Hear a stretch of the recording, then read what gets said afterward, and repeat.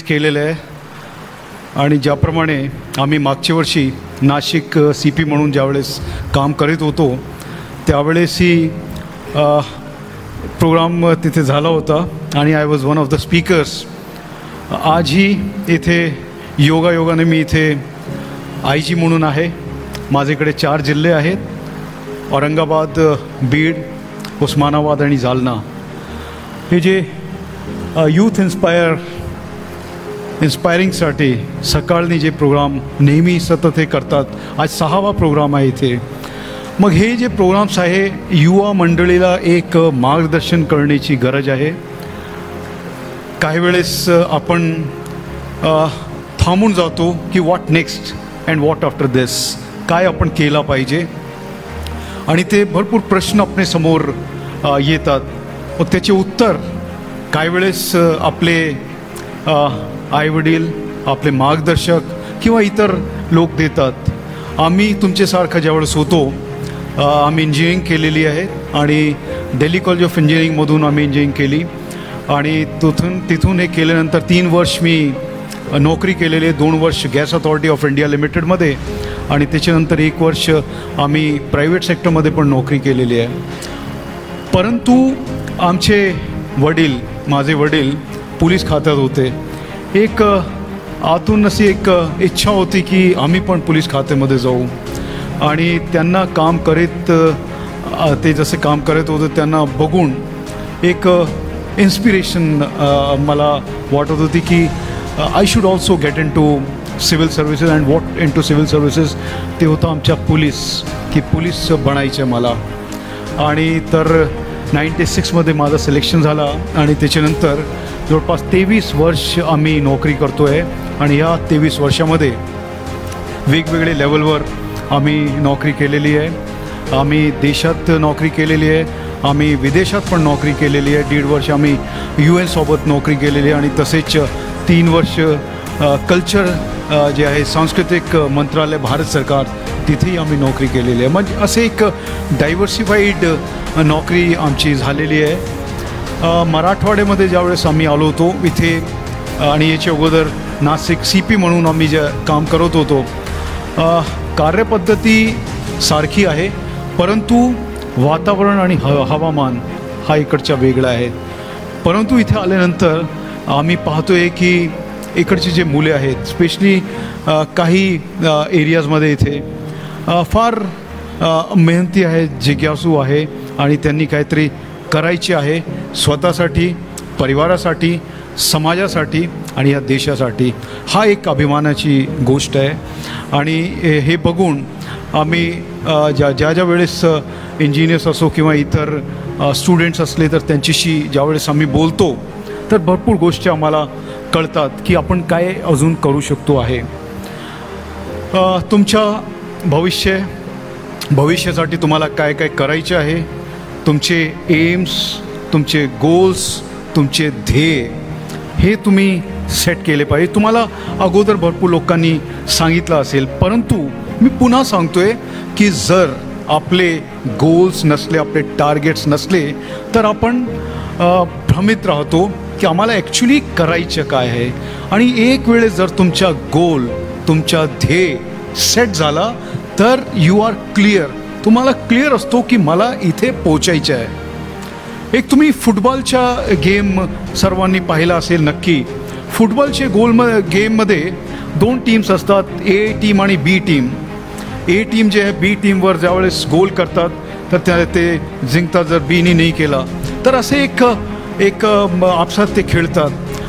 तुम्ही एक इमेजिन करा की त्या गेममध्ये गोल पोस्ट नाही आहे, म्हणजे A टीमच्या गोल पोस्ट नाही आहे आणि B टीमच्या पण गोल पोस्ट नाही आहे. मग ज्यावेळेस A टीमचे लोक B टीमचे येथे जातात गोल करायला तर पोचल्यानंतर त्यांना कळतच नाही की मला कुठे बॉल टाकायचे आहे.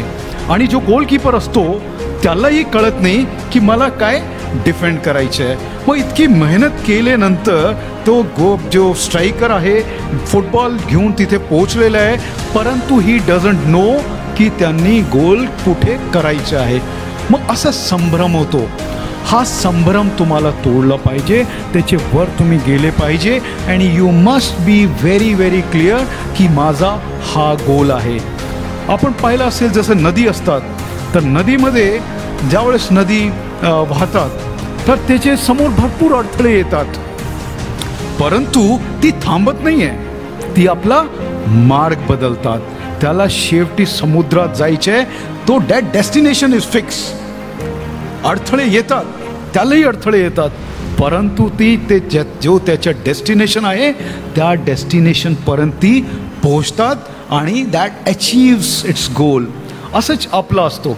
आपले जर गोल तुम्ही ठरवले, कुठलाही गोल, तुम्हाला जर्नलिस्ट व्हायचे आहे, इंजिनियर व्हायचे आहे, डॉक्टर व्हायचे आहे, पोलीस खात्यात जायचे आहे, कुठेही जायचे आहे, जर तुम्ही एक वेळेस तुमचे गोल एकदम क्लिअरली, आणि ते रॅशनल पाहिजे, ते अचिवेबल गोल्स पाहिजे, आणि ते वेळ त्याच्यासाठी तुम्हाला द्यावा लागेल. आणि हे जे गोल तुम्हाला अचीव करायचे आहे तर त्याच्यासाठी तुम्हाला सिन्सिअरिटी आणि हार्डवर्क आणि डेडिकेशन आणि तुमची विल पॉवर पाहिजे.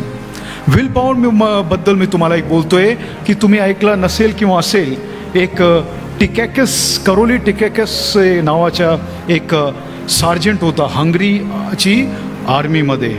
1928ची गोष्ट आहे. मग तो होता त्या आर्मीमध्ये, सार्जंट होता, आणि ते प्रॅक्टिसमध्ये आपण ग्रेनेड फेकतो आणि ते इफेक्ट पाहतो कुठपर्यंत गेला वगैरे वगैरे. एक दिवस तो प्रॅक्टिसमध्ये ज्यावेळेस तो ग्रेनेड टाकत होता, तो ग्रेनेड जे आहे ब्लास्ट झाला आणि त्याचा हात त्याच्यात गेला. पण त्याची अगोदरची स्टोरी मी तुम्हाला सांगतोय की तो जो टिकॅकस होता तो हंगरीचा बेस्ट शूटर होता. शूटिंग तुम्हाला माहिती असेल तर तो बेस्ट शूटर होता, आणि हंगरीमध्ये सर्वांची अपेक्षा होती आणि त्या सर्वांना खात्री होती की तो आपले देशासाठी ऑलिम्पिकमध्ये गोल्ड मेडल आणणार आहे. तो इतके कॉन्फिडंट होते सगळे लोक, परंतु त्या प्रॅक्टिसमध्ये त्याचा उजवा हात which was a firing arm, त्याच्यावर तो फायर करत होता, तो त्याच्यात गेला. आणि हे झाल्यानंतर त्याची मनस्थिती तुम्ही समजू शकता की एक माणूस जो बेस्ट शूटर होता, आपले देशाची शान होता, आणि त्याचा हात गेला. आणि हे झाल्यानंतर त्याच्यासमोर पर्याय 2-3 पर्याय होते. एक तो मोस्टली जे आपल्यासमोर जसं जी आपल्यासोबत जर घटना घडली तर आपण म्हणणार की माझ्यासोबतच काय झालं, हे माझ्यासोबत का घडला. एक आपण डिप्रेशनमध्ये जातो, आणि माझा जे बेस्ट हात जो होता शूटिंगचा तो त्याच्यात गेलेला आहे. परंतु करोलीने डिप्रेशनमध्ये होता थोडी वेळ, त्याच्यानंतर ते स्वतःला आत्मचिंतन केला आणि ते स्वतःला बोलला की व्हॉट आय हॅव स्टील, माझ्याकडे अजून काय शिल्लक आहे. आणि त्याची विल पॉवर होती की ठीक आहे, जे झालेलं आहे ना होऊ दे, आपण बघू.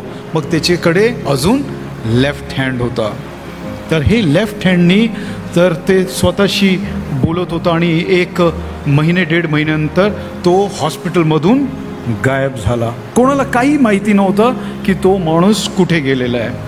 त्यानंतर 1 वर्षानंतर अगेन ही रिसर्फेसेस, परत तो आला सर्वांसमोर, आणि तो त्या दिवशी आला ज्या दिवशी तिथे हंगरीमध्ये नॅशनल शूटिंग चॅम्पियनशिप चालू होती. त्या नॅशनल शूटिंग चॅम्पियनशिपमध्ये आला. मग तिथे जे बाकीचे त्यांचे जे मित्र होते त्यांनी त्या सांगितलं की यार तुझ्यासोबत असं घडला, तरी तू इतकी हिंमत करून आम्हाला ॲप्रिशिएट करण्यासाठी तू इथे आलेला आहे. तर त्यावेळेस करोलीच्या उत्तर तुम्हाला सांगतोय, तो म्हणाला की मी तुम्हाला शुभेच्छा देण्यासाठी नाही आला, मी तुम्हाला सपोर्ट देण्यासाठी नाही आला आहे, मी तुमच्याशी लढण्यासाठी आलेलं आहे. I am going to fight with you. आणि तर त्या दिवशी नॅशनल शूटिंग चॅम्पियनशिपमध्ये त्यांनी भाग घेतला, आणि to surprise of all of you तो त्या दिवशीच्या त्याच्यात जिंकला. आणि तो जिंकला आपली विल पॉवरनी, आपली प्रॅक्टिसनी. त्यांनी स्किल एक्वायर केली. ते म्हणत आहे की स्किल कॅन बी एक्वायर्ड.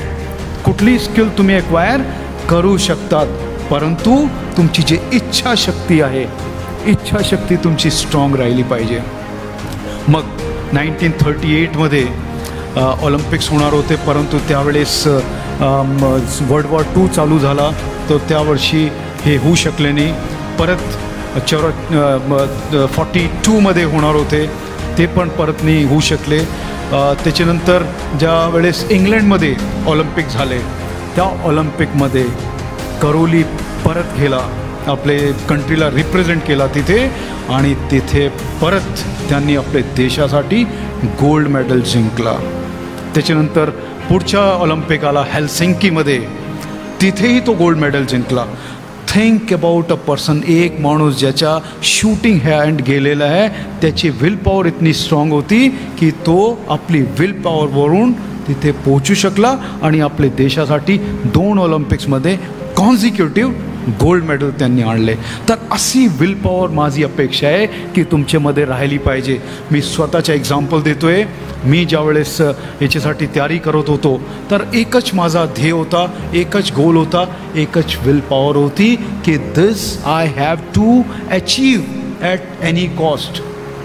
आता आपण पाहताय की स्मार्टफोन आहे, आपण भ्रमित राहतो, इकडे तिकडे आपलं लक्ष जातात. तर हे जे डिस्टर्ब करण्यावाली तुमची जे गोष्ट आहे, जे साहित्य तुम्हाला डिस्टर्ब करतात, जे गोष्ट तुम्हाला डिस्टर्ब करतात, त्या गोष्टीपासून तुम्ही लांब राहिले पाहिजे. And you should be focused.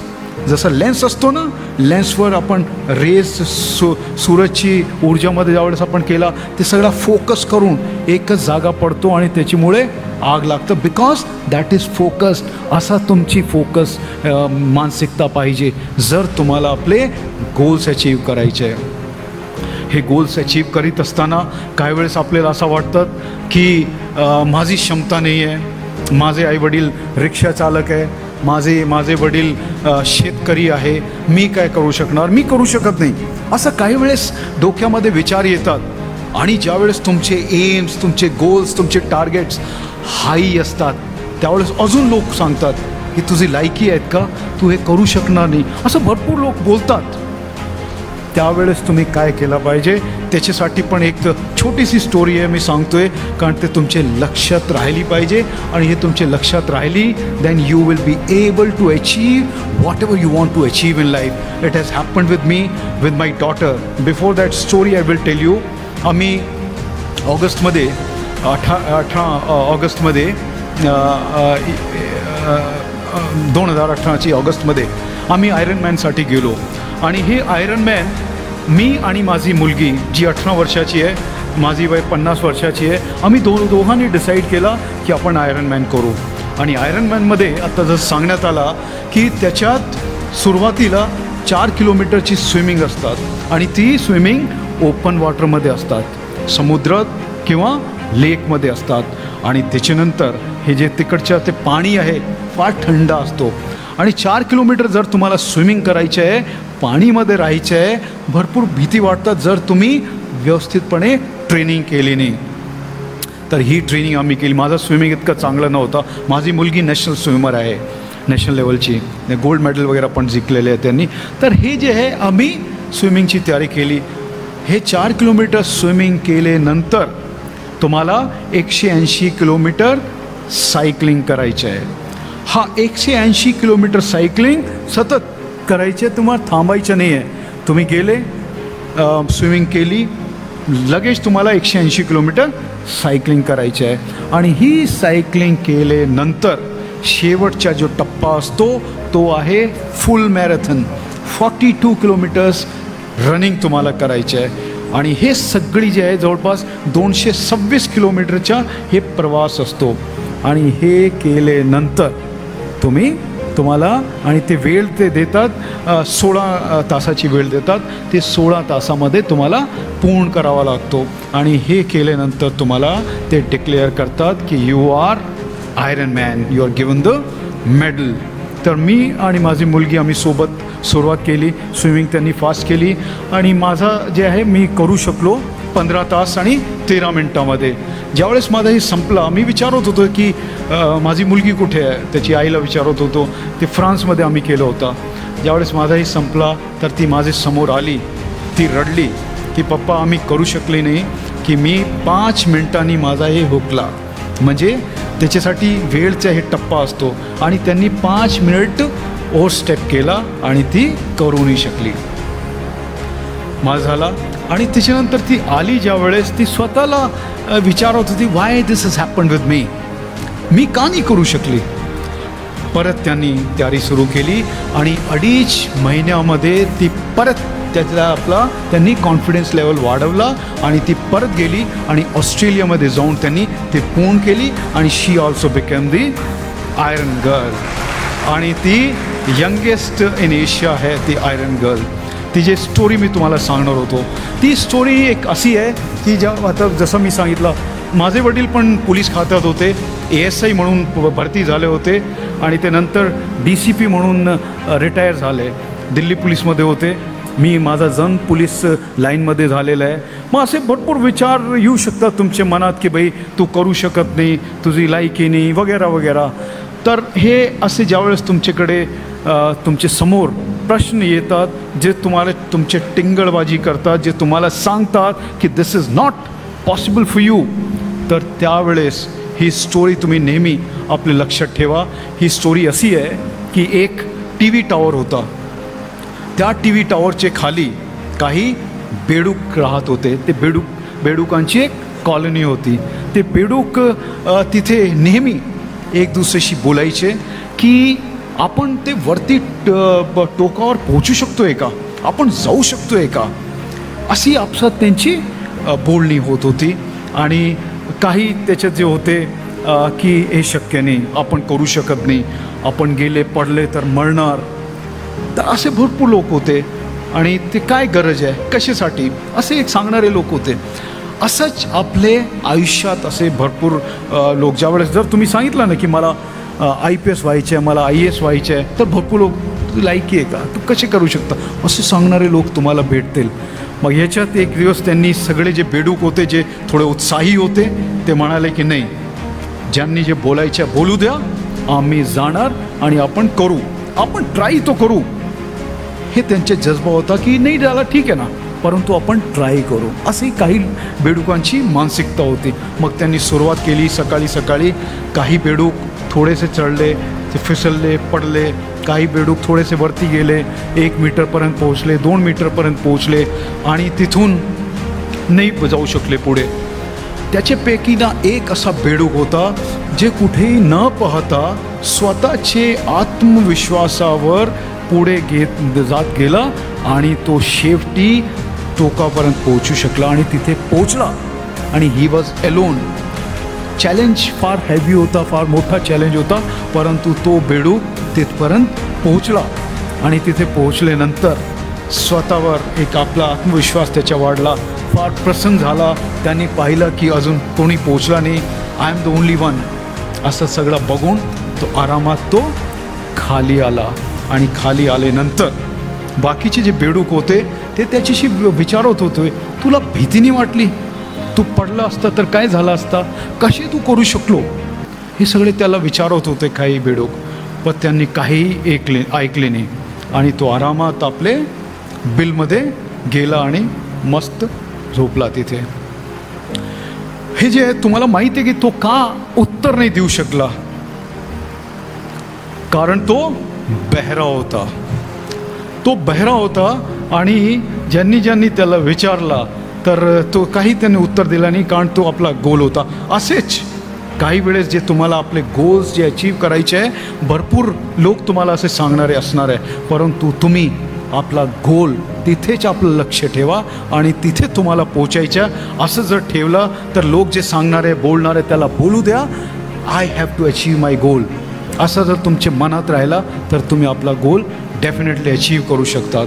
आणि अपेक्षा असतात आपल्याकडून, आपले आईबाबाची अपेक्षा असतात, आपले जे टीचर्स आहे, शिक्षक आहे, त्यांची अपेक्षा असतात. त्यांना असं वाटतं आहे की जसे माझे आईवडील आहे दिल्लीला असतात, आजही ज्यावेळेस कुठेही माझी फोटो त्यांना दिसले किंवा काही चांगलं काम केलं तर त्यावेळेस ते फार अभिमानाने सर्वांना सांगतात, बघा हा आमचा मुलगा आहे, असे अभिमानाने सर्वांना सांगतात.